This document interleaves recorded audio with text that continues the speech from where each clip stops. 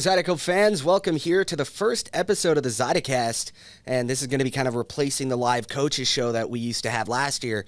This year, it's going to be hosted and powered by Studio Cowork, so we like to thank Studio Cowork for their accommodations, very hostful, and even giving us these cool mugs. Very cool mugs. I know. It's very professional. We're leveling up here in the Fed. And joining me, head coach Chad Bailey. You know, getting into kind of like the weeds of the season, you know, right now, not the record, you know, we would have wanted here in Baton Rouge. But, you know, I think if you look at just the record, it's not. Yeah, I mean, the record is, it's not what it is on paper, right? There's a lot of games that we outplay them, we outshoot them. You know, we really are in those games, and it comes down to a mistake here or a mistake there, and we're losing by one. And you know, we got to capitalize on the opportunities that we are given. That's no secret in our locker room.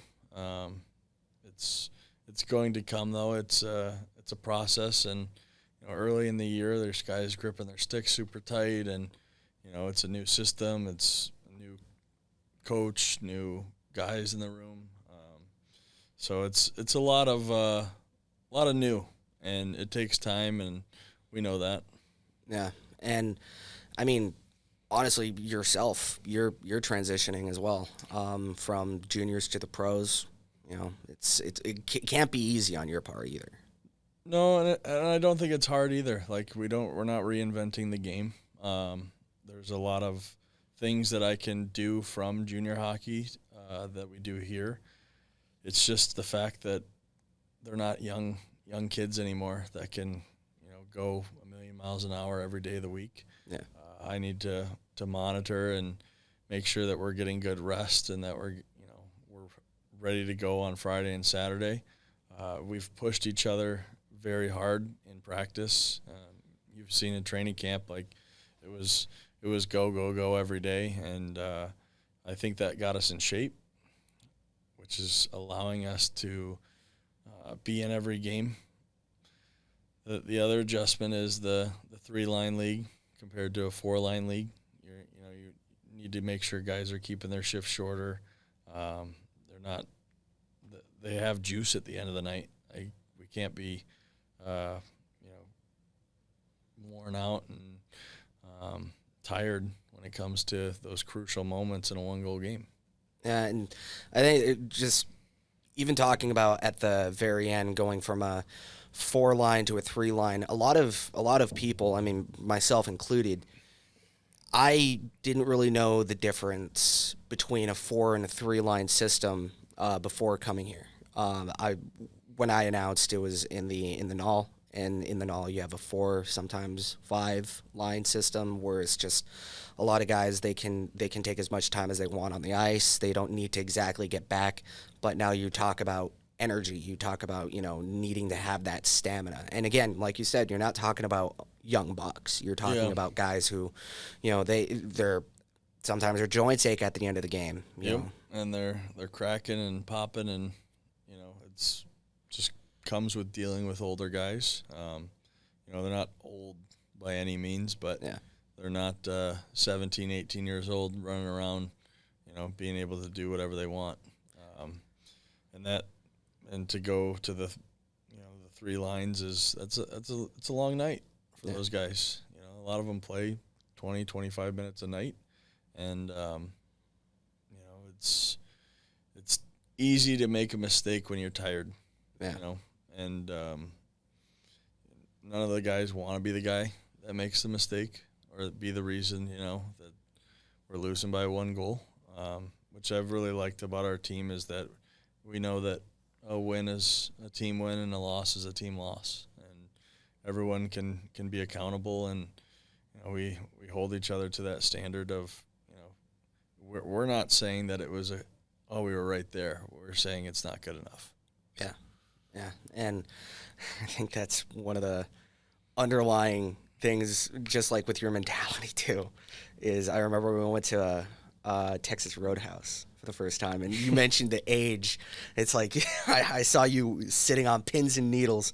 And it's like, got to make sure these guys don't drink. And it's like, wait, they're old enough. It was a weird thing to look around and see for the first time. There's like, obviously juniors is 21 and under, and you're not having beers or having,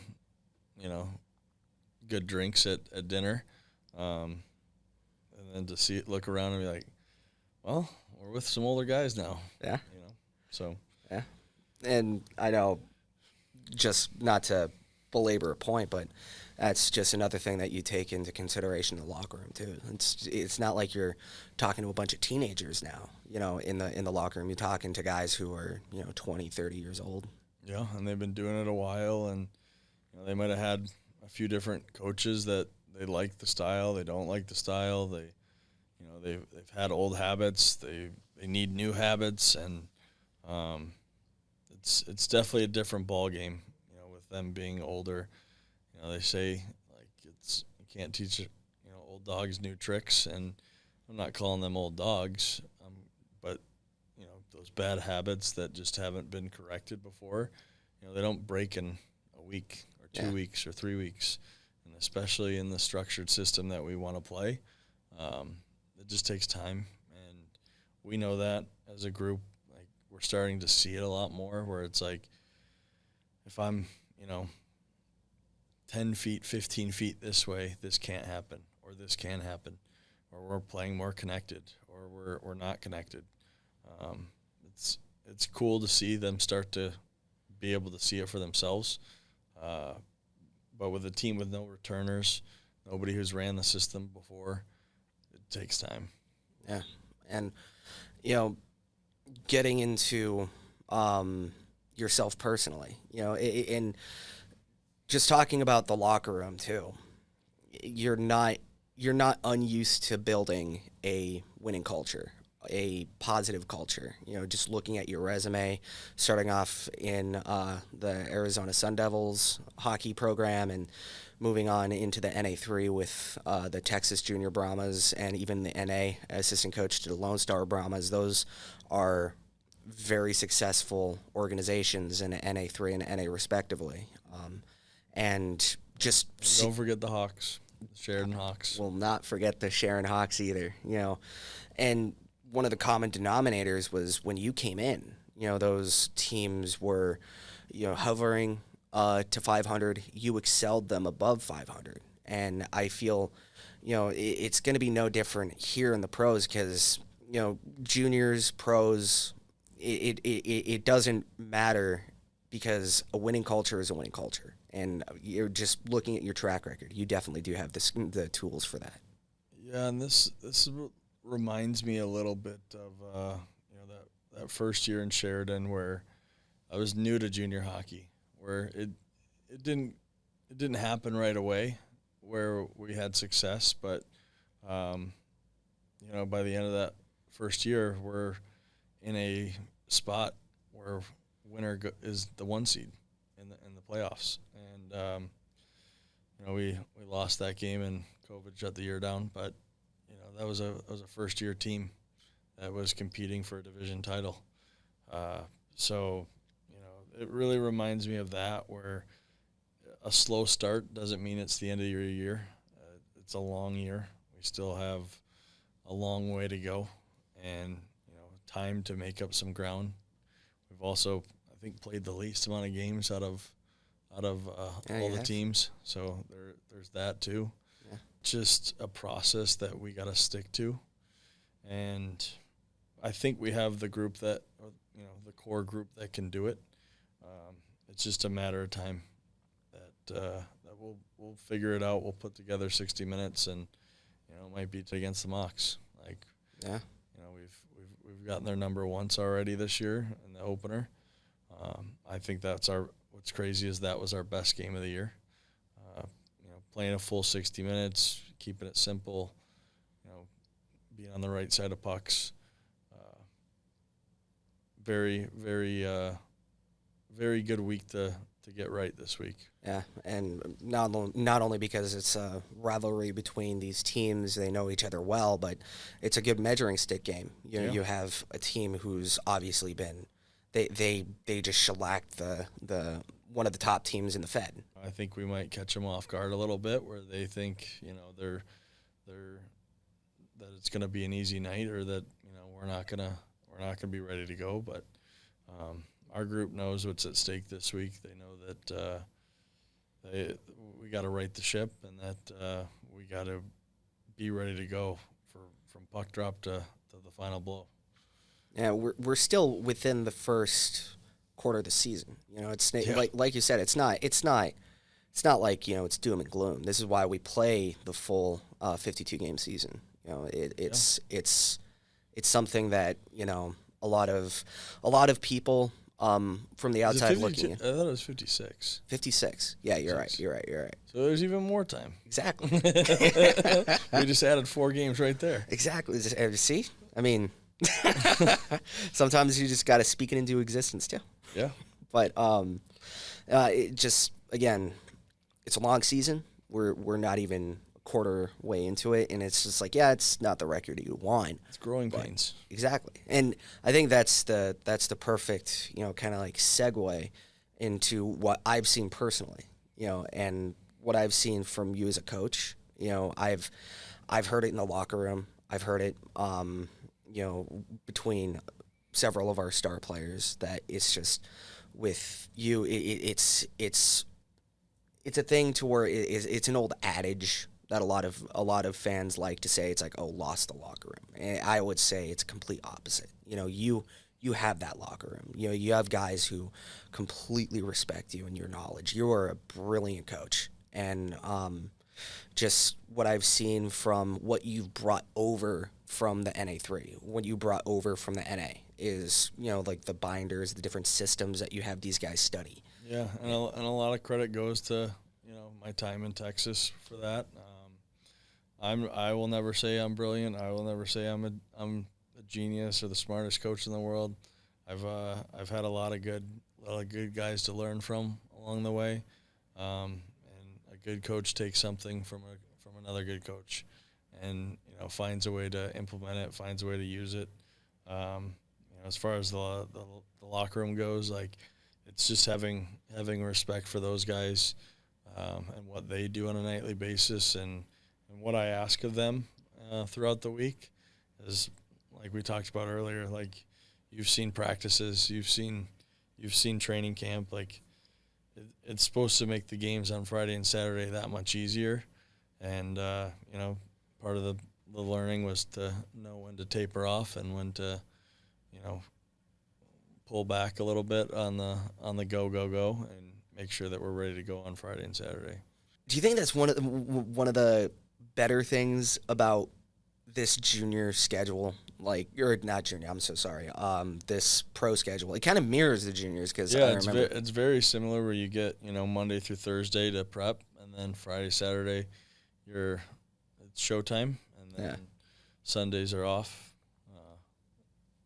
Very similar to the junior world, except in the South and the NA3, it's a lot of 3-game weekends. So it's a lot of hockey. It's a lot on the guys.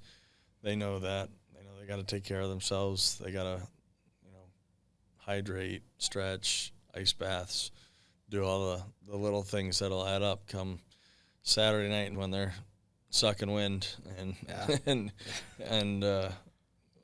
waiting for Sunday to get there. I think though that was one of my favorite quotes from you during the inaugural meeting is, you're going to practice your lungs out, just because if the hardest team we play is at practice, then the game days are going to be just easy. And I wouldn't say we've made game days have not been easy, obviously, looking at our record, and it's not something that I would say was easy by any means, and nothing in this game is easy. Yeah. Nothing's a gimme. Huh? Nothing's a gimme. Yeah, nothing's a gimme, and And we want to make sure that we are now competing harder in games, and that we are finishing games, and that we are doing whatever it takes to win games on a nightly basis. And that just starts in practice and knowing, when, for me, like, all right, we've got this, let's move on. All right, we've got this drill down, let's move on.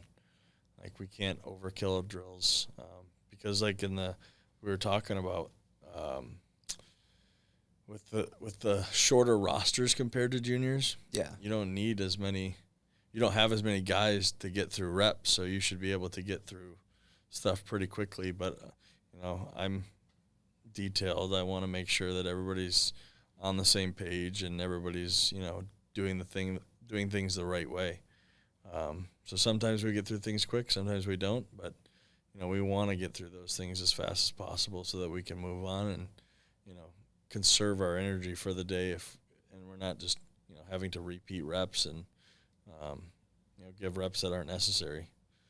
I think that's the one thing I really appreciated about watching your practice specifically, is you are very detail oriented, and it shows with the different drills that you have, and it's not working at a macro level. It's not working at we're struggling on offense, shoot the puck.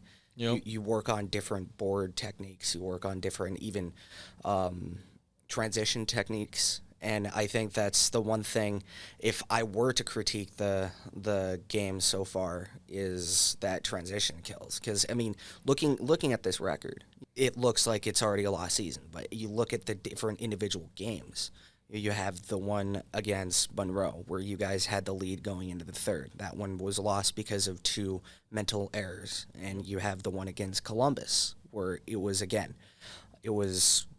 lead in the third, couple of mental errors, and it ended up a 4-3 regulation loss. And then you move on to the Breakers in Topeka, where you guys nearly had 50 shots against the Breakers, over 50 shots against Topeka, and it's just you couldn't find the back of the net for the game against the Breakers. And against Topeka, same thing. It was just a lot of I would say stick clenching, where it's like guys were just you read trying my mind. I was like, I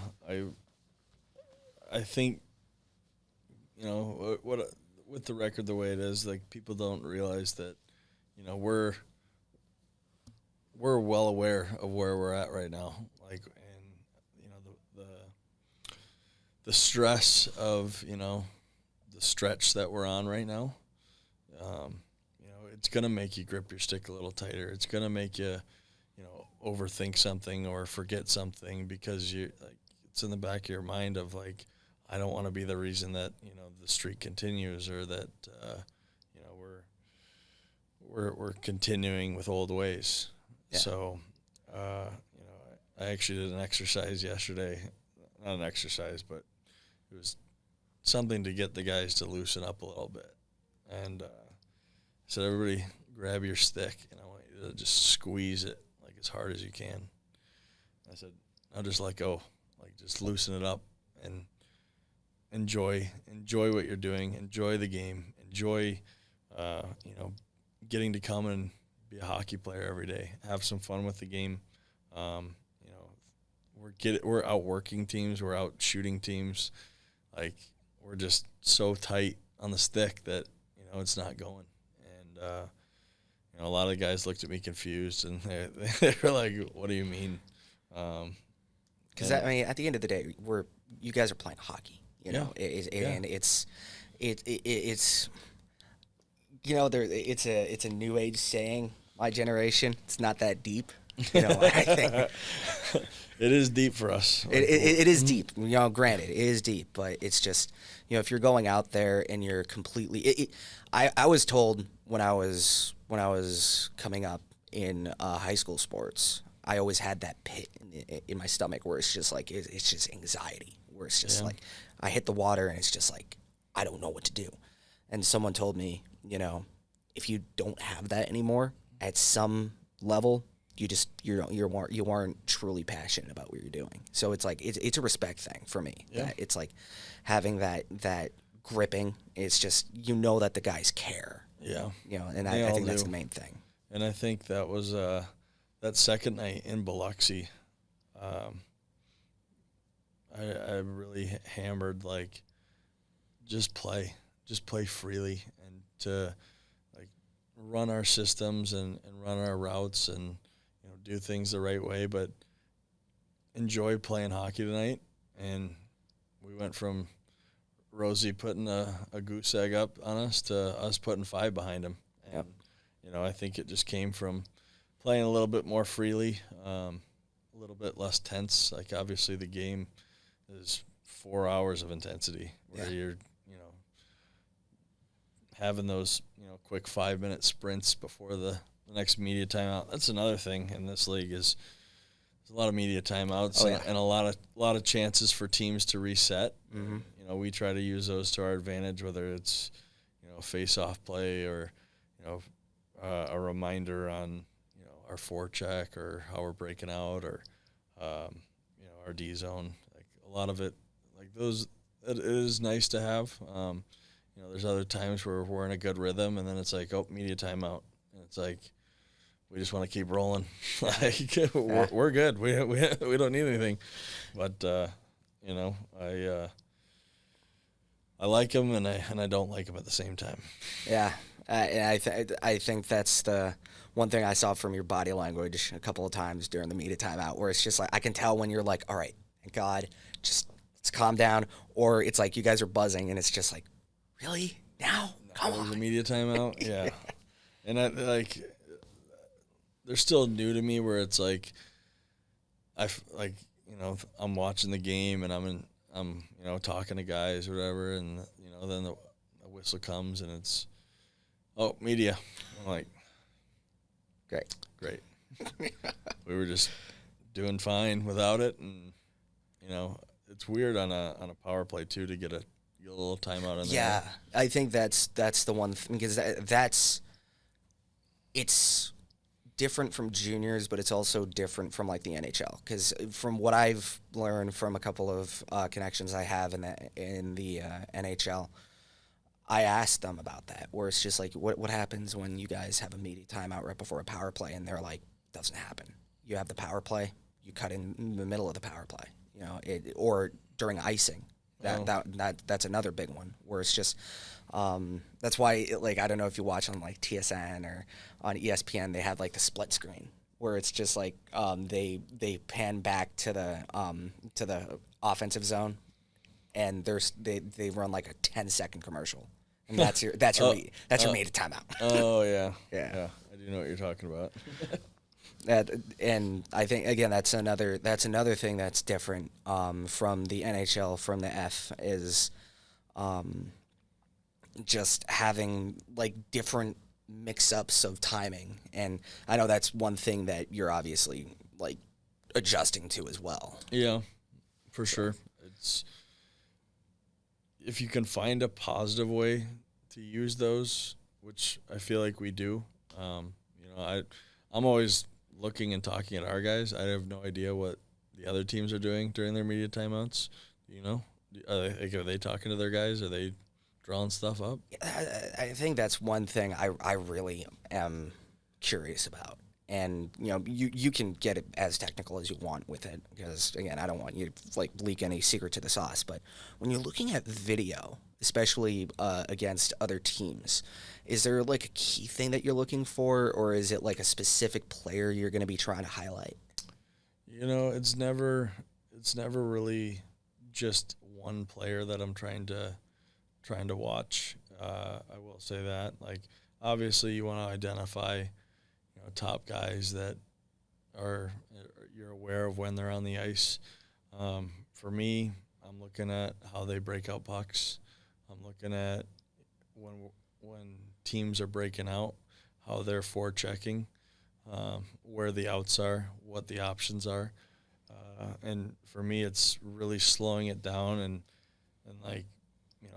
play, pause, play, pause, play, pause, play, pause, and seeing the routes that they take. Do they send one hard? Do they send two hard? Are they shutting down walls? Are they taking away the middle of the ice?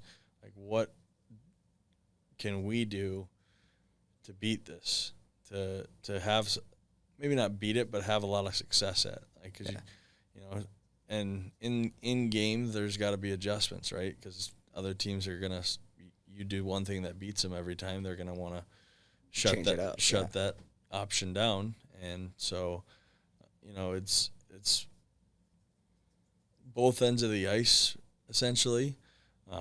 I do try to look at how they like to regroup. Are they a D-to-D team? Do they like to go hinge the puck a lot? Power play, penalty kill. Everyone is different on what they like to do there. I like to dig a little deep into the goalies a little bit to see, where there's weaknesses, what they give up from. There's a lot you can find just by watching a team, and it's a lot of time and a lot of effort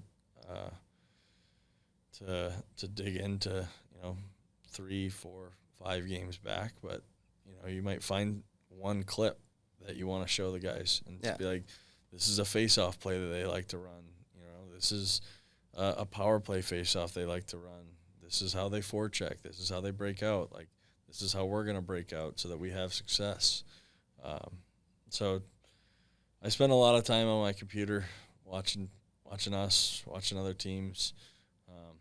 That's another adjustment is never played any of these teams before. Yeah. So finding the video on them and watching, like, it's great. It's also great to get live reps and to see what works and what doesn't work. Yeah.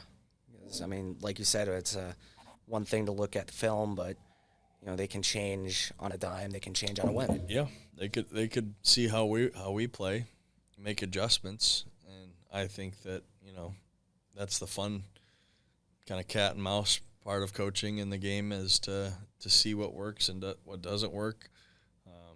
It's like a chess match. It is. It really is. And like, you kind of like, to the naked eye and to just fans, you just see them going up and down the ice, but there's a lot of X's and O's behind the scenes that people don't see. And like, speaking of one thing that people don't see, that's one common theme that I've seen, and a lot of misconstrusion between not only fans in the FPHL but also AHL, NHL. People look to you, head coach, and they're like, "You're the coach. You can teach these guys." But it's just, there's certain positions. Play for 'em. Exactly. And biggest example would be goaltender. I mean, I don't think you've ever strapped on the pads and saved a shot, right? Outside of men's league? Yeah, outside of men's league. I got a couple men's league wins. Oh yeah. Yeah, some B league wins. Couple of Vesna worthy games. I don't know about that. We might have won 8-7. But I've had 2 assistants the past 2 years that were goalie coaches that I got to learn a lot from. One's still in the NA with the Mallards, and the other one is a video coach with Coachella Valley in the A. So, I got to learn a lot from them. Like I said earlier, no goalie genius, but I got some tips and some good info from guys that know what they're talking about, and actually are goalie coaches. Yeah. But once a year, I usually put on the pads for my players. I think these guys shoot a little bit harder than the junior guys. The 17-years, right? The 17, 18-year-olds. So I don't know if we'll be doing that this year because I'm getting older. Oh yeah. I don't know if I'm as limber. They got to earn it. Oh yeah.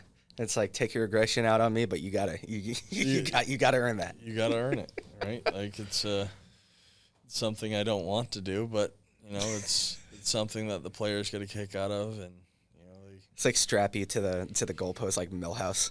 Well, or Goldberg, like that'll never happen. No. I better be able to move if guys are shooting pucks at me. Oh yeah. We got some guys that can rip it too. Oh yeah. Who do you think has the hardest shot on the team? Hardest? I know Renee can rip a puck. Dude, I've seen it. Oh, that first goal that he scored, oh my God. Yeah, that one I'd be a little worried about. If Kuzi gets a hold of a 1T, Yeah. I'm a little scared of that. There's a few guys that can really pound a puck if given the right opportunity. So usually when I put them on for the team, it's in like a 3-on-3 setting, cross ice. So it's not as full speed. There's not as much space out there for them to be able to do whatever they want. Last year the guys found some holes, found some weaknesses in my game. Yeah. When it came to me being a goaltender, but you know who else? Whoever is shot, you don't want to face. This guy. Yeah. Hey, I have 2015. I went to FanFest and I broke the camera or the speed gun that they had. I'm kidding. Not. I'm kidding. No. It didn't even register. Although I have been told I have a pretty good accurate shot. Okay. I have a little bit of a dead eye. So sometimes putting it where you want it's more important than how hard you put it there. Exactly. I mean, you look at someone like Scotty or Bartz. God, that one shot from Bartz. Golly, it was the one he had on the breakaway where it's like he gets hauled down and still finds the 5-hole. In Biloxi? Yeah. Yeah. That was I don't know if he was meaning to put it there. If you ask Bartz, he would tell you 100%. 100% he would. All the way. He would. That's where he was going the whole time. That and Kuzi, too. On his feet or on his butt, it doesn't matter. He was going 5-hole. He was going 5-hole. Speaking of player spotlights, there's a couple guys making their mark. You have Bartz, who that hat trick goal we mentioned. You have Lars, who just reached his 100th game. Having these different guys in the locker room, how insurmountable has it been for your season so far? I mean, I don't think we're even at a win if we don't have those guys. And we're not in these close games without those guys. That hat trick came in a 5-6 overtime loss. So it all adds up, and we do have the guys in the room that can get the job done. I just think it's a bad bounce here, a mental mistake there. Having a few guys in the room that have played 100 games doesn't hurt. We just really need their leadership and their ability to help us get over the hump. Yeah. And how do they help add to the locker room culture that you're building here? I mean, we have some young guys that haven't played a whole lot in the league, or they've played elsewhere overseas that they're new to it all, and so those guys with the experience, they can really not only show them the way off the ice but on the ice of kind of this is how you be a pro, this is how things are supposed to be done. The work ethic is in all of our returners. Like the guys that were here last year, like they all compete. They all have that dog mentality of I'm not going to be outworked, and those are my kind of guys. Like those are guys that I want to go to battle with every night. Yeah. Because skill, it's nice to have, but it is, and you definitely need it. But having that kind of working mentality that I'm willing to grind the entire 60 minutes. That's a golden nugget. Correct, and I think with Larwood, that's his bread and butter. He's intense too. He's very intense. Yeah, because I was watching that Topeka game. Because again, as fans at home know, I was sick, and I was fortunate. What'd you notice about it? I noticed that I need to start training up our camera people. Yes, I've watched I watched it through Instat. Yeah. I don't watch it through. Sometimes I'll go to YouTube if it doesn't have the game on Instat yet. But yeah, there's some Zoom Zoom issues. And I will take the fault on that as the director. I told him when you get into the play, sometimes you can zoom in a little bit, into like if the play's there. But I think they took it as zoom in all the time, and it's like no, don't do that. No, like for me, especially when I want to see, like there's, like I'll do video with 5-6 guys, and some of them are forwards, some of them are D, and like we need to see everybody, and sometimes it's like we can only see the forwards. Yeah, like we can only see the D. Yeah, you have to see the goaltender as well. Yeah, you need to see the entire half of that ice. Correct. Wherever end the puck is. Yeah. There was one. I don't know if you watched Saturday. Yeah, I did. What happened in the third period? I have no clue. With the Chinese food? I have no clue. I saw that too, and I was like, what are we doing? Like, No, I was in video today. Yeah. I was in video this morning before practice, and one of the guys made the comments that it was your home camera, and it was it was to your dinner. Oh man, yeah. And it was like, I think it was during that power play that it randomly just kept flicking over to Chinese food. So apologize to everybody back home. Sorry if we got you hungry too. Yeah. I mean, Chinese food and hockey, I don't think generally go together, but you say that. Yeah. I'm kidding. Normally when I think of a hockey game, I think of popcorn, hot dogs. For me, weirdly enough, it's a Little Caesars pizza. Is that an inside joke? No. Really? Little Caesars. I grew up going to Detroit Red Wings games, and this is a core memory, I guess you could say. Yeah. Is my grandpa taking me to games at Joe Louis Arena, and he would always pick up the hot and ready before going into the game. Oh my gosh. We eat it on the way because it was a $5 hot and ready at any Little Caesars on the way. It was a $20 hot and ready inside Joe Louis. So he was the saver. He was like, why would we spend 15 more extra bucks just to eat it at the game? Right? When we can just eat it on the way. I know before going into Kings games, my dad and I, we would go to, and you can look it up. It has like 5 different names for the same restaurant, where it's like Alberto's, Alfredo's, like anything that has an O's at the end of it. Yes. And I remember those from Arizona. Yeah. So you know exactly what I'm talking about. It's like those big chorizo burritos. And my dad and I, before we would go to a game, we would buy those, go to our like $25 parking, because we're not paying that $75 to get right next to Staples Center. No. Never been in the Staples Center. It's very nice. The parking is not. I will say that. And there's 2 reasons why. One, $75, but 2, getting out of that parking is you will spend an hour and a half just trying to get out. It's a zoo, but it's like we would go into that $25 lot and we just like down the burritos like in the lot and then go, because it's like, again, you go into those, it's like $25. I paid $20 for a hot dog at Staples Centers once, and it was this much bread, that much meat, and I'm like, what are we doing? You're paying for $20 $20 bun right there. Exactly. And it's like, oh my gosh. I just think that's funny that this is where we've gone a little bit on the show. Yeah. Hot dogs, burritos, and pizzas. But you know what?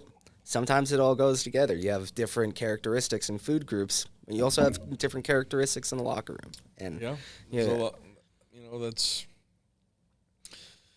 that's another like battle, I guess you could say, or adjustment is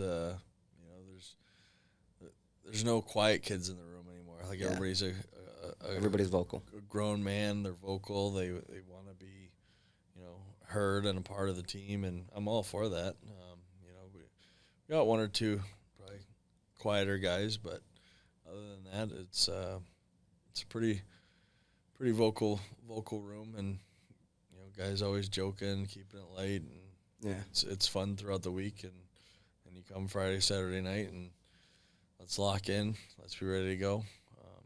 If we have team meetings, it's locked in, but you got to have fun with what you're doing too. Yeah. And, we got a couple class clowns, for sure. They get a laugh out of me every once in a while, but you need those guys too. Just like you need the leadership, and you need the Comic relief, the focus, and you also need the guys that keep it light and have that comic relief. Exactly. It's a good balance. It's a good mixture. Because those comic relief guys aren't going to be comic relief on Friday and Saturday night. They're going to be intense. They're going to be in go mode. So it's a good balance to have in the room for sure. Throughout a long week of practice and 3 games this weekend, it's nice having. Yeah, and just looking ahead here, and again, like we mentioned, 1-6-2. That's just about 9 games, I would say. Doing math is hard. That's very hard. That's a quick 9, yeah. Yeah, it's a quick 9. There you go. I'm an NBA major, I swear. Not even 10 games into the season. It's still a very young season. So, moving forward, I guess final real question for the podcast is, moving forward, what's besides winning? What's the goal, and how do you think you can achieve it? I think winning is our ultimate goal, and I think that is the top goal. It's not even I know. We all sat together at the beginning of the season and talked about winning a championship and winning for the guy sitting next to him. I think it's a short-term goal is winning tomorrow night, and is getting the monkey off our back. Yes. You feel that pressure, and it takes one.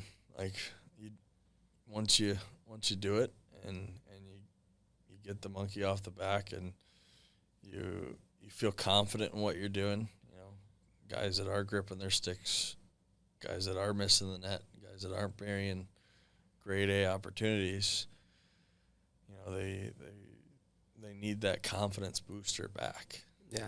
That comes with a win, and it comes with seeing the puck go in the hoop. Sometimes you just need to see it go in.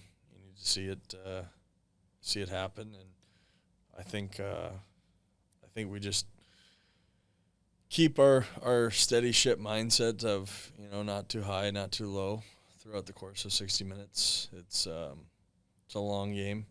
Yeah. And our biggest thing in games is it's 0-0, whether it's 2-1, 3-2, 3-3. We're 0-0 mode. Just helps us stay in it and stay reminded of there's still work to be done. And sorry, my throat. No, you're good. Friday, Saturday. Yeah, and again, it starts every game. I feel like from a player standpoint, it's just starting at 0, where it's just you need to have a kind of a short memory when it comes to losses. You need to remember, obviously, not to make mistakes. That's a given, but you can't harbor those negative feelings of loss. It's just moving forward, moving on. You got to turn the page, and you got to look forward. We post scout. So that's looking back at last weekend's games and seeing what we did well, what we didn't do right, and what we could do better. But once we do that and we turn the page, it's all right. We're on to Monroe. How can we beat Monroe? How can we find their weaknesses?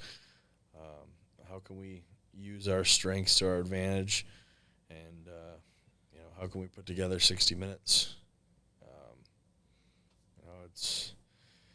It's on me to make sure that they're ready to go, but it's also on them to perform and produce and to get the job done. So we know that it's a team effort, and that like I said earlier, we win as a team, we lose as a team, and it's not one guy, it's not just me, it's not them, like it's us. Like us needs to get better. We need to do a better job on a nightly basis. We need to get the job done, whatever that means. Blocking a shot, finishing an empty net goal, like finding a way to bury on the power play. Like it's a very much a we, not a me. Yeah, I like that. We, not me. I think that's a great way to kind of close out the first ever episode. And thank you so much for tuning in to this podcast, Zydeco fans. We hope you enjoyed this format. And, we hope you guys can tune in for the next show. We're going to be bringing in a couple of players. And, Coach, thank you for joining us. Thanks for having me. Let's do it again sometime. I definitely will. So, Zydeco fans, thank you so much for supporting your Zydeco. Looking forward to see you back at the River Center.